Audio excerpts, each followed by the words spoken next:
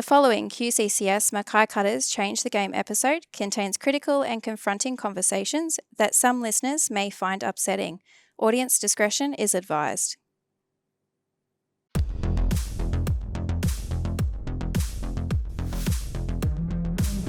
Change the Game, proudly brought to you by the QCCS Mackay Cutters. Hi everyone, welcome to QCCS Mackay Cutters Change the Game podcast. I'd like to acknowledge the traditional owners of the land we're meeting on today, the Yui people of the Kulin Nation. Pay my respects to elders past, present and emerging. I'm Mitch Cook. I'm today joined by Heath Paton from Hair for Man in Mackay, and I'm really excited to have Heath on because we're going to have a really good chat about his involvement in our community and the good things that you guys do at the shop, especially for mental health in Mackay. Welcome, Heath. Thanks, man. Great to be here. Thanks for extending the olive branch, so to speak. No worries. I visited the shop early days when I first got to Mackay, and probably pre-season 2012, and take us through the origins of how your shop began and kind of what it's evolved to today. Yeah, well, actually, when you did come through the door back then, that was when we were sort of just kicking off and emerging. 2012 was the year that we sort of shaped the shop. I've been barbering in this town for a while prior to that, but I think just when we sort of kicked off HPHFM, it was just, I think the haircuts were a byproduct of what we were trying to do. We were trying to sort of establish a hangout, like a men's den, for lack of a better word, I guess, like somewhere that guys could come and get a haircut, but also like be a part of something, like creating a community inside the community. I think that was important back then, and certainly the way society is sort of running at the moment, it's very important now, I think. Yeah, definitely. So I remember walking into the shop, and you definitely get that vibe straight when you walk in. You got your clothes there that you can buy, and it was all personally done by you guys. You had like skate ramp in the back. You would always walk in to see the same people in the shop just hanging out. So it was a really cool vibe, and for me, like Geordie, one of the barbers there, probably gave me a few more years of comb over he was doing on my head. But I don't get to visit too many hairdressers these days, but I felt connected, and I kept turning up. And I think that was it. I think that sense of belonging. I think, well, I mean, that's what we were going for. So if it sort of came across that way, then we had a win. The fact that we did have, it was like is a one-stop men's shop. You sort of come in there, you can have a chat, you can get a haircut, you can buy a shirt, and that's the thing. Guys would come in there for a quick hello, and 2 hours later they were, still there, still present, still a part of something, because and we have a very open sort of shop setting, and the conversations are very open forum, and people bounce in and out and around the room, and I think to play into the direction we were going with the community minded scenarios like that involvement, you walk through the door and you can be involved up to however you feel comfortable. If you just want to be a side player and sit on the sidelines and listen, but if you want to invest into the conversation as well, then jump in. Nobody would look at you sort of for doing poorly for doing that, like badly upon you. Like everyone just wants the same thing, I guess, which is a sense of belonging. Yeah, and like you'd have the basketball on in the background on the tallies, and I guess that's probably... I've got something to cheer about because my Celtics are doing well this year. So that's good. It's a good final series at the moment. Yeah, it is indeed. So I'm cheering about that. But like you, as you mentioned, when you get involved in the conversations and get the head probably out of the phone, or it doesn't matter if it's probably people still got the head in the phone waiting for a haircut, but you could be waiting there a while, and it was okay because that connection and everything that you guys were creating in there, and the conversations would flow. That's such an important thing for us, like especially with the evolution of barbershops as a whole, as well as just customer service as well. There's barbershops around they'll use like a buzzback system, whether it's like a text message to your phone or, big screens like who's next and that sort of thing. And we just use those things are so easy to come by. We have apps for booking systems and stuff like that. And I've kind of still turned my back on it, even though we're busy and to utilize those scenarios would be beneficial for us. But I think it would detract from what we're trying to create. If you put your name down, you own that. So it's up to you. If you hang around, if you do choose to hang around, then that's fine. But if we created an app where you just clock in and then leave, you're not a part of our world. And I think that's very important because society at the present point in time, we're doing everything so quickly and we're sort of becoming impersonal, if that's the word. Yeah. Whereas now what we're trying to achieve is to get everyone back in the store. I've got my shop's 300 square meters now. Like, that's insane for a barbershop. It's 300 square meters now. We got a pool table out the back overlooking the river, and these sorts of things, whilst it's just a room, it's the culture that we're promoting that will create and spawn a community. So that was important for us to have a space big enough to potentially do that, and I think it's working. Yeah, so you had your little shop on McAllister Street, in the Mackay's main hub there, and now you've moved into Canelands. What was that move like? So you went from that... Scary. Yeah, no doubt. And you had like that skate ramp built in. But I actually asked if I could bring it. I said, can I... Because we had... it was about 1.20 m, 6 meters long, little mini ramp. And honestly, it was open 24/7. Like, if anyone wanted to ride it, I didn't care. I would rather all the youth come into our shop and be a part of our world than out, getting up to trouble or something like that. So it was always in use. I was always forever resheeting that ramp. But I guess as the shop grew, so did that sort of clientele base. So, and then when we went into Canelands, it certainly wasn't an option to have a live skate ramp in our shop, but we've replaced the ramp with a pool table. And funnily enough, the injuries are less, which is which is great. And I don't have to resheet a ramp every second day. So I'm cheering on that front. Yeah. Were you afraid of losing any of what we've been talking about, that feel and connection from the move, like from McAllister Street into Level 2 Canelands? How have you held on to that? I think the most important thing for us is never losing sight of what we were about.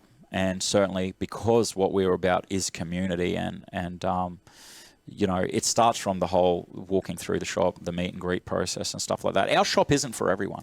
We do have people that have been to our shop and didn't enjoy it, and those sorts of people, they probably have a specific sort of thing in mind for what they're after with their barbershop experience or their hair studio experience. Like, if you want a quick trim in and out, ours isn't the shop, because what we are trying to do, like I keep saying over and over again, is create a community, and that wasn't built in a day. So yeah, I think focusing on that, the hurdle wasn't losing our cause or something when we migrated up to Canelands.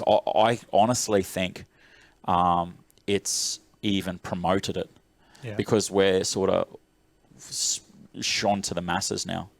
It's a massive shop, and we're on display in the community's biggest bustling shopping centre. So I don't think we lost the cultural community. I think we just grew and progressed. I would hate to use the word matured as well, but I think to a certain degree, we McAllister Street was a trial run, and we had a lot of fun and a lot of memories there. But the aim of the game is to sort of reach the masses with what we spruik. So we had to refine that and move forward. So I think we've done that well. And what about those conversations you sometimes have in the chair with customers and people, that frequently visit your shop for a haircut, but sometimes it's much more than a haircut? Yeah, and it really is. I mean, I think that's that personal space. You know, you're sort of infiltrating that cylindrical zone that is that sort of bubble people like to keep. And because, you know, the barrier's instantly broken down because of, you know, the connection, physically connection, you're straight onto the haircut. And so people, I feel, you know, they do sort of unravel in the chair.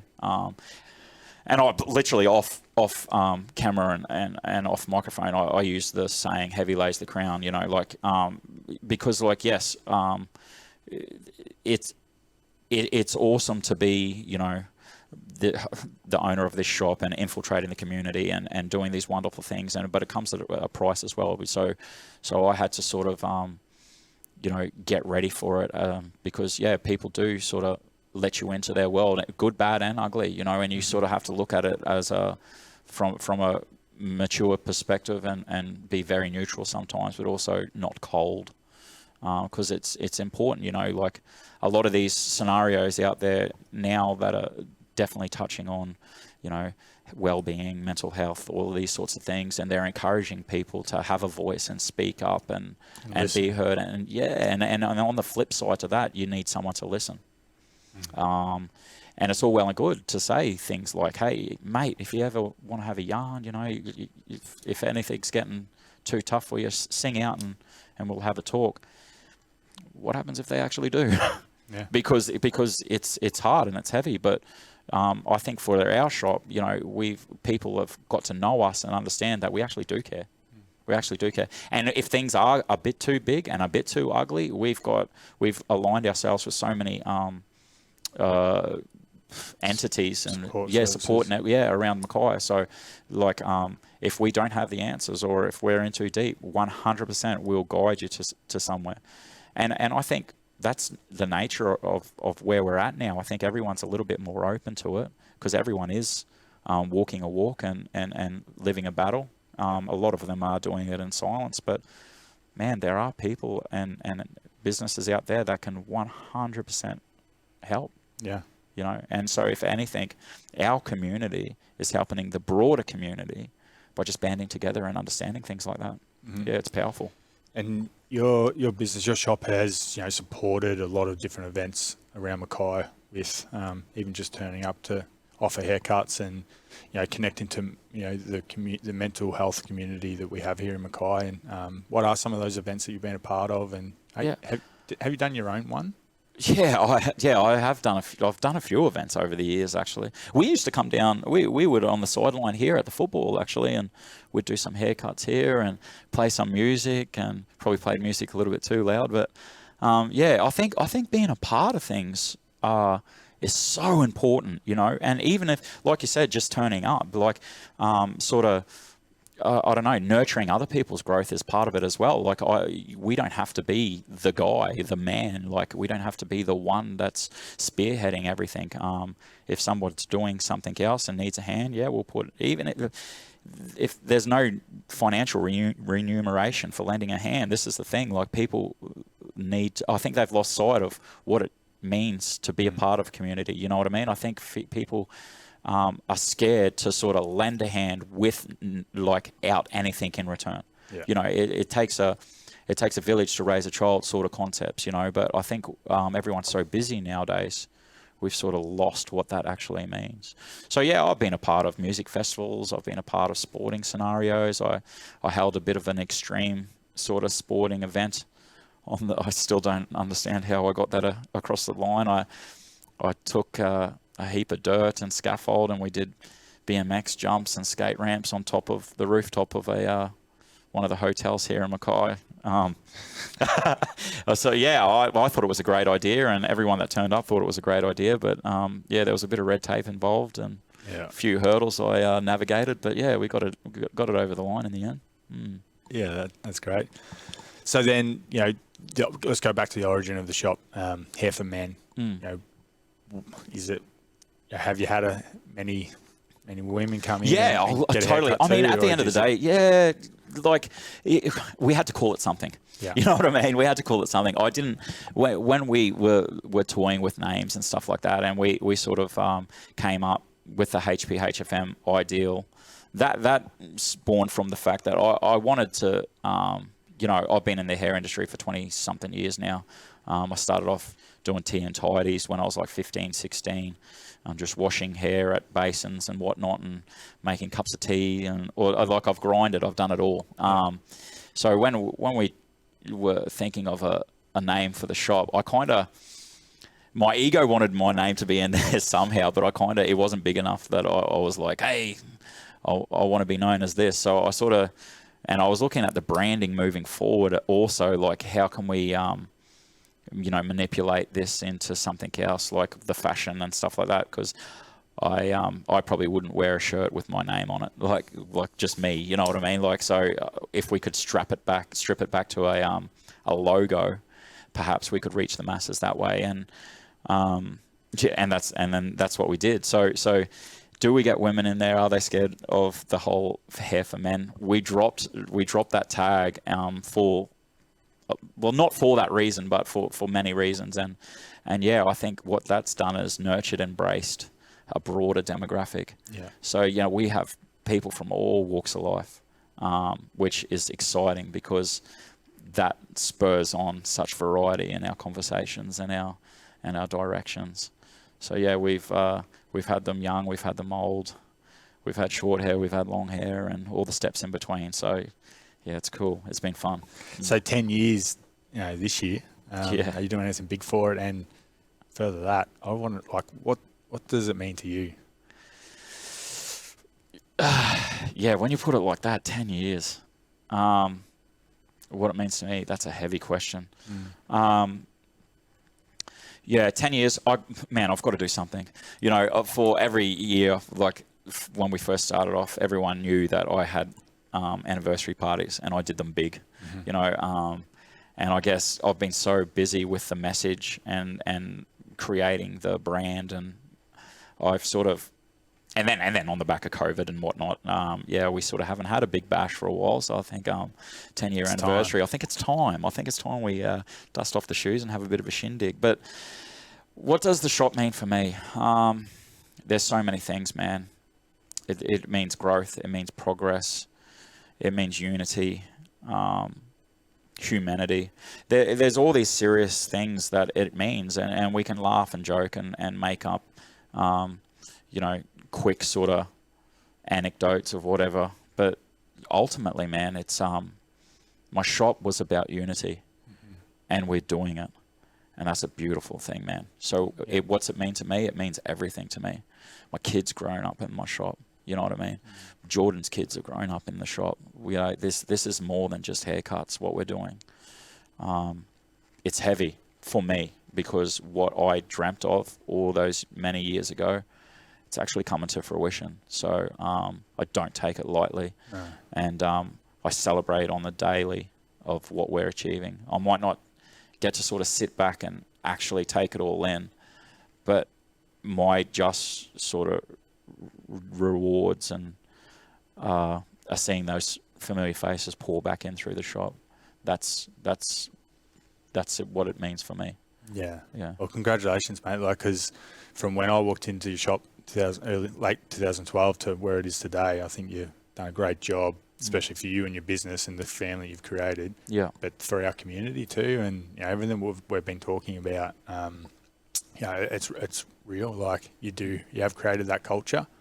Thanks, and that space for people to come in and feel connected to the shop. So, hats off to you. Thanks, man. I appreciate that a lot. A lot of hard work as well. Oh, 100%. I mean, 20-something years in the industry, and I'm working 7 days a week still.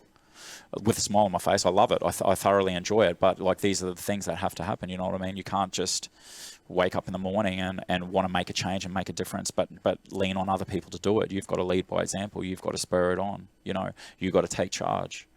You're still cutting hair. I'm still cutting hair on the floor 7 days a week, 100%. Then with this, and this is the thing though.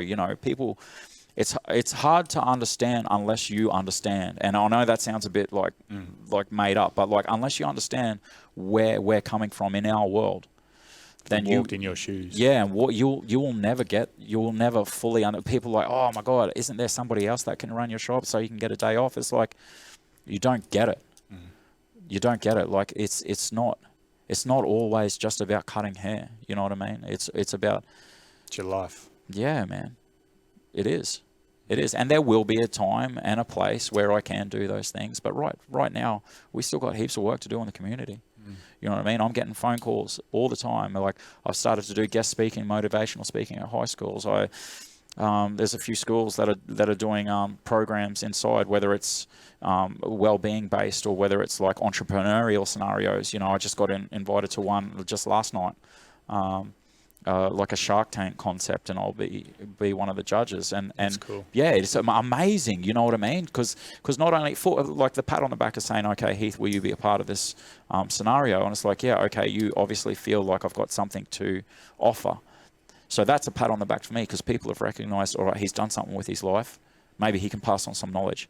Yeah, hell yeah, I can pass on. So let's do this. You know what I mean? You're telling me that there's kids out there, grade 7, 8, 9, 10, whatever it is, that are showing entrepreneurial type, vibes and views. Like, yeah, I'll help embrace that. Let's do this. You know what I mean? Yeah, that's the point of getting you on this too. Yeah, well, there we go. It's exactly that. You've got something to share. Yeah. Our audiences will be better off from hopefully engaging in this conversation and understanding your background, what your shop is about, and I think that as a whole, man, like if one person listening in gets something, we just did our job right now. Yeah, this is the platform for us to do it from the Cutters and to change the game concept, what we're about, and connecting with local. Oh man, this is such a powerful initiative, and I think to second to that, it's one thing you and I talking about this on this platform, but I don't, and for you, you know, like you're speaking so fluently and fluidly, and you've got, you know, the ability to do these things because you've obviously got the connections at your disposal, but you probably, without even knowing, are underselling what you're doing and what you're achieving.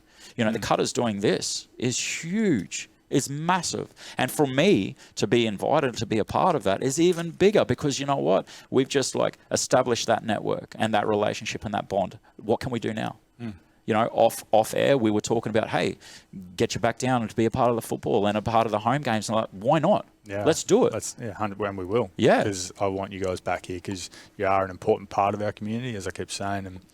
And like, we will, again, do something further other than that together. And as we've been talking about, let's do it off air. But run me through, mate. I want to learn more about you. Let's go back. Let's go back to the school days, growing up in Mackay. What were some of the challenges? What was some of the highlights of your childhood growing up? And where did the love of hair come from? Yeah, okay. So, man, I grew up on a cane farm. My parents owned a cane farm at Alligator Creek. I'm 4740, like born and raised. Like I wear Mackay on my sleeve, you know. I love this town, hence why I've stayed here. Born in the Marta Hospital. I think it was Sydney Street back then. Now it's a shopping centre, which is a little bit different. But, yeah, man, like I think I had a normal upbringing. Loving parents, and they gave me all. Mum and Dad were always busy working. Mum's a nurse. Dad, he is Sparky by trade, but we owned a cane farm, and so he was always in the paddocks, you know, sun up till sundown sort of thing, and all the stops in between. Hard worker, and I think that's where I got my work ethic from. Seeing my parents just grind it out. You know, we certainly didn't have a silver spoon. We certainly worked hard for every dollar that we got, and that's where my sort of grind and my passion came from. I was a soccer player, and I trained a lot because I figured, like, if Mum and Dad were going to pay for putting me on buses and travelling around the countryside, the least I can do is really train hard. So I would train every single day, and you know, play anywhere from Mount Isa down to Sydney. You know, pretty good.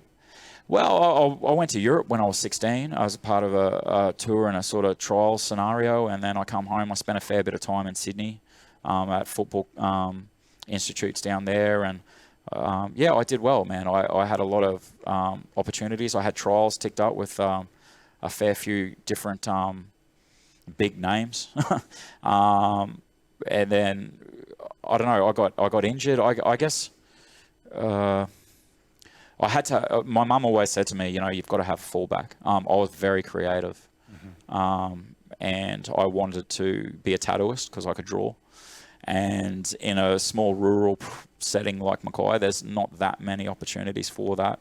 One of my friends, he was a tattoo apprentice at the time, and for me to get an apprenticeship, I had to come across to get him, and he was a phenomenal artist. There was no way I was going to get one, and so I started looking at different creative outlets and got into fashion, and that's when I sort of. So, sorry, go back to school. What school? Oh, I went to Mercy and St. Pat's, just down the street, literally. Yeah. So, put yourself into all the art classes there and creativity and. Yeah. I always sort of, I don't know.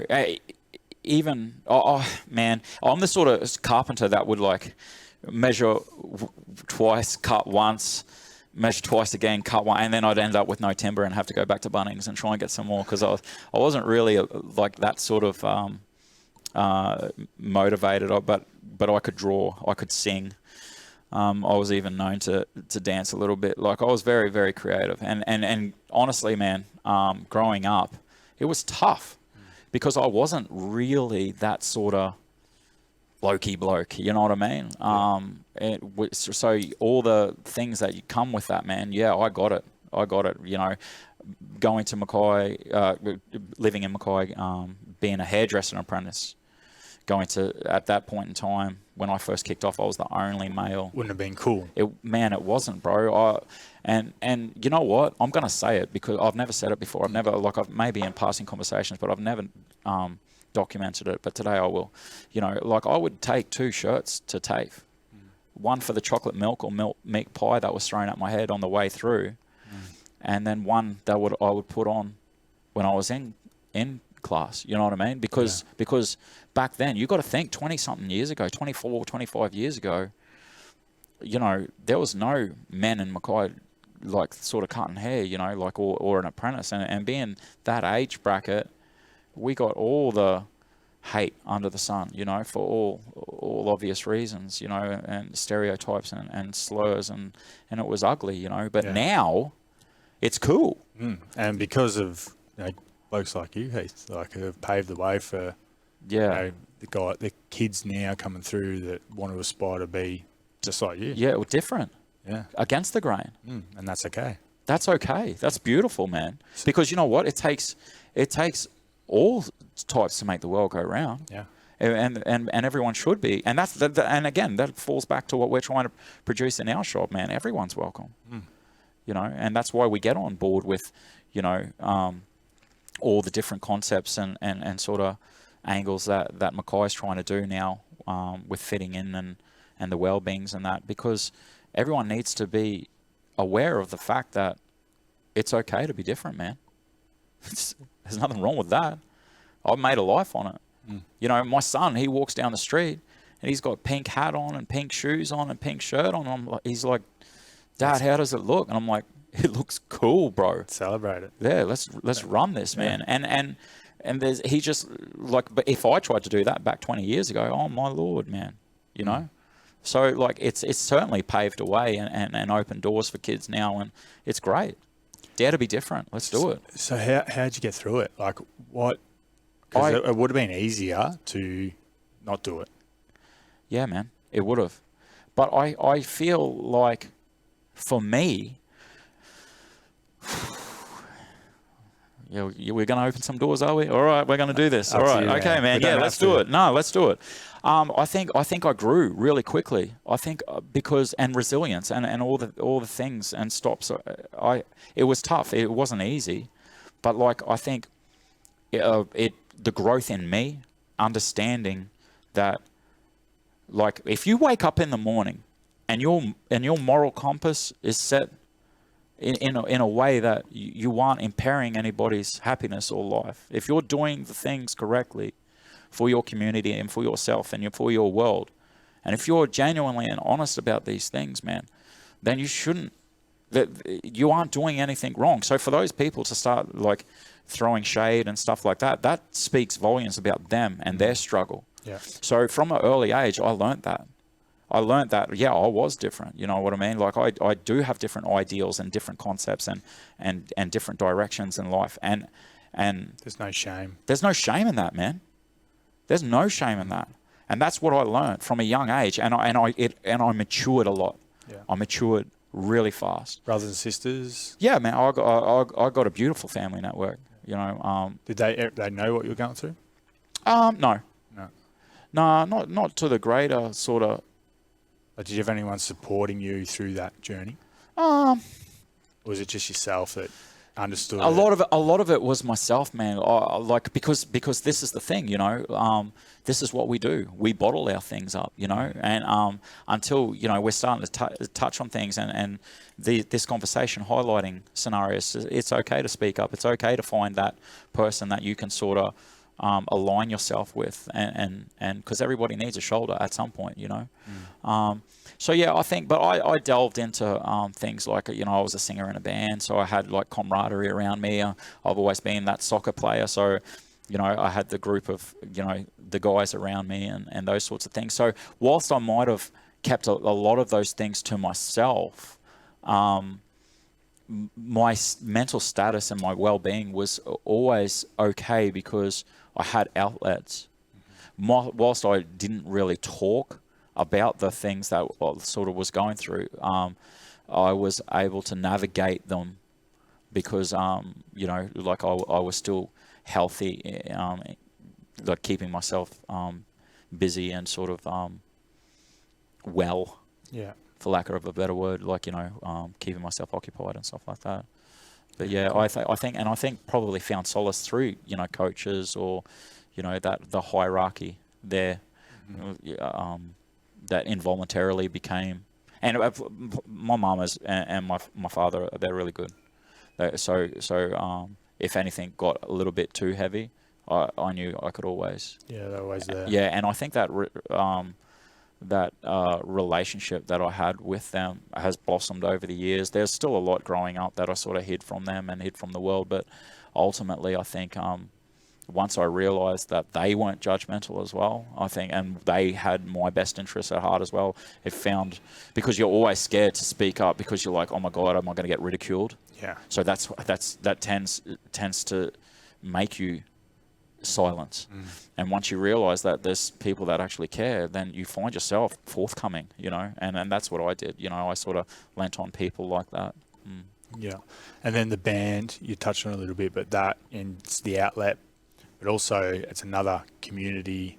It's the culture of everything that you put into it, and you get from being in a band. Yeah, 100%. Talk us through those days. Yeah. Well, you're still playing music now. Yeah. I still have a bit of a strum every now and then, and sort of sing for myself and around my kids. And I think, I probably will make a comeback at some point and get behind a microphone in front of the public eye. But at the moment, I'm just playing for myself. But yeah, that was massive too within a community where, you know, we would organise shows all the time, like 2 a month, easy.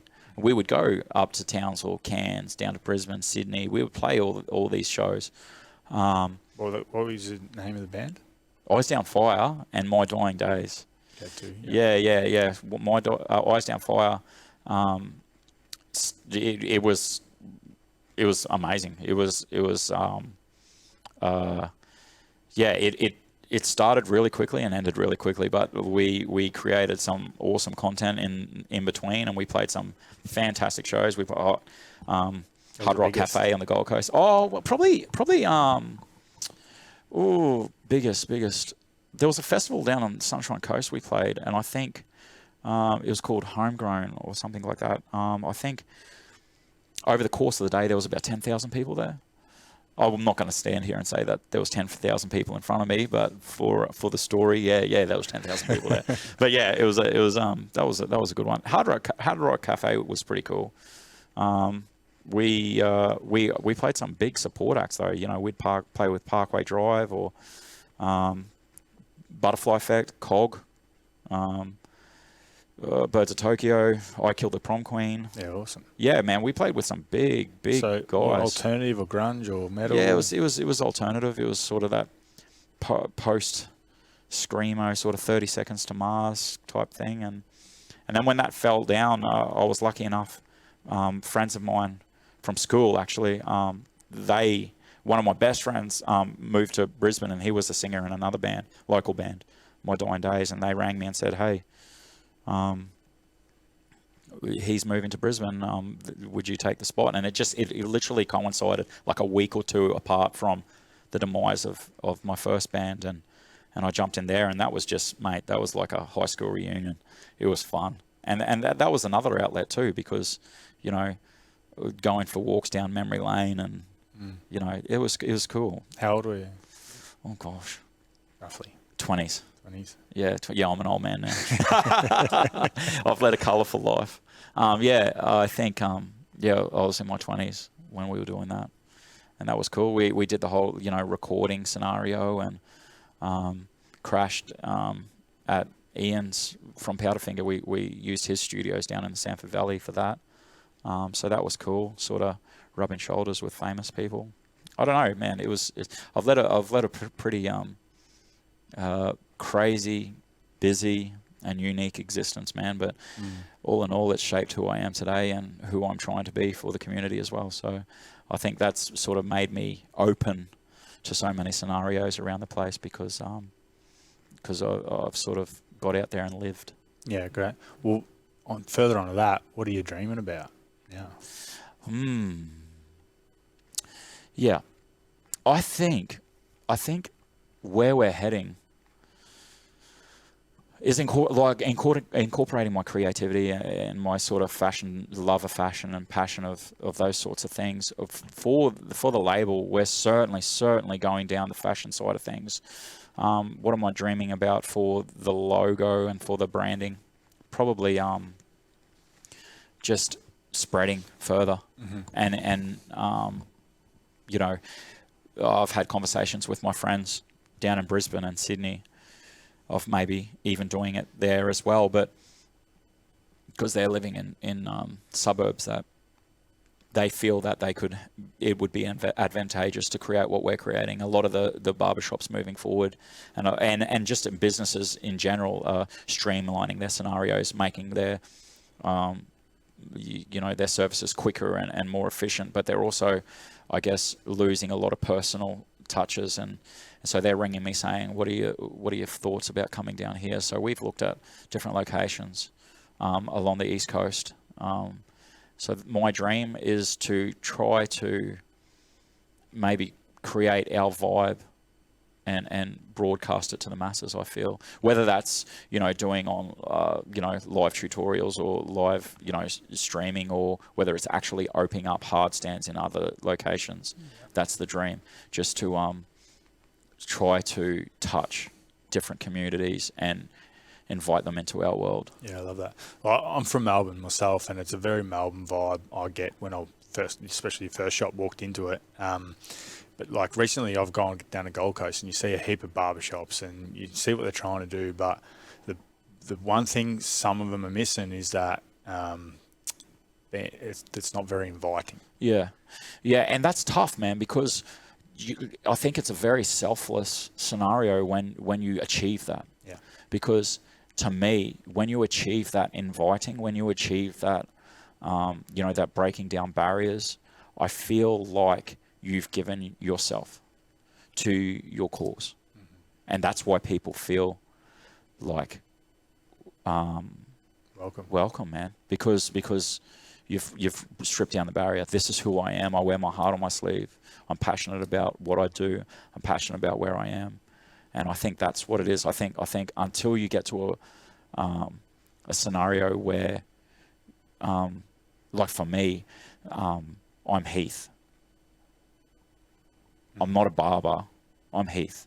Barber is what I do. Barbering is what I do. It's not who I am. It's not what defines me. And I think it's scary for a lot of people to do that, to welcome them into their life. Because and until you do that, I don't think you will get that sort of soft, warm and fuzzy sort of vibe. Yeah, and it's personal, and people come in and get to know you.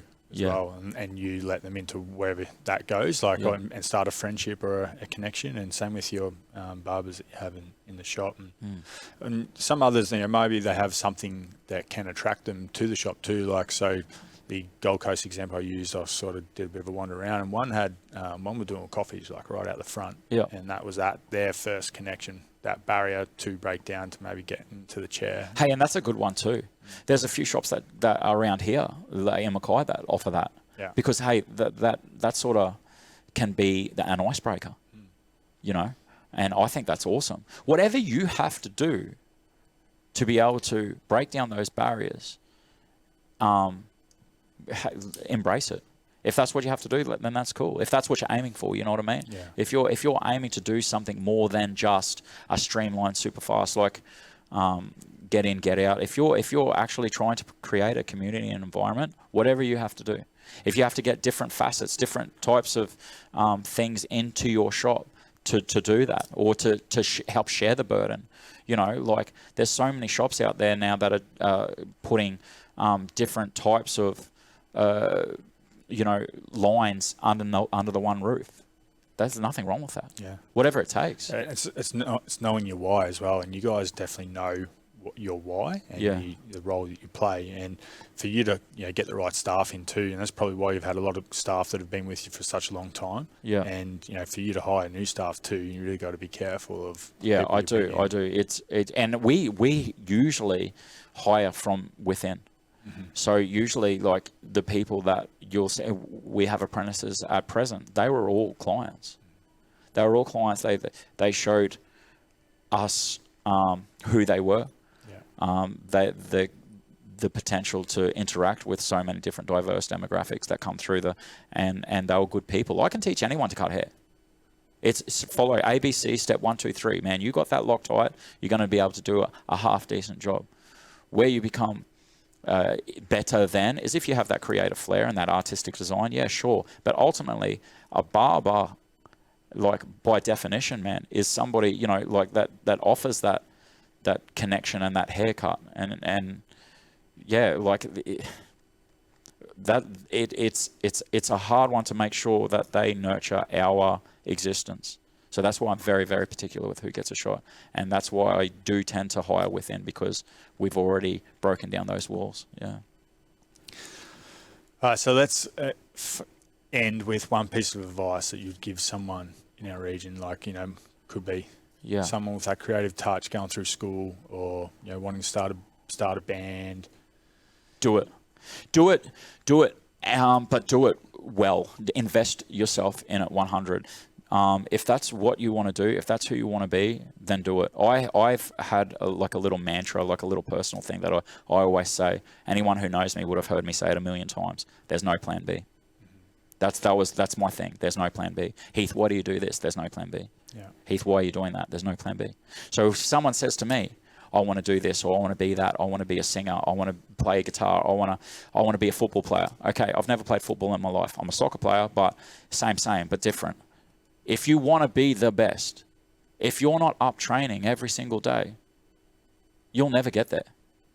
So if I got some advice for somebody, if someone asked me what should I do or how should I do it, just do it. Fully commit. Mm-hmm.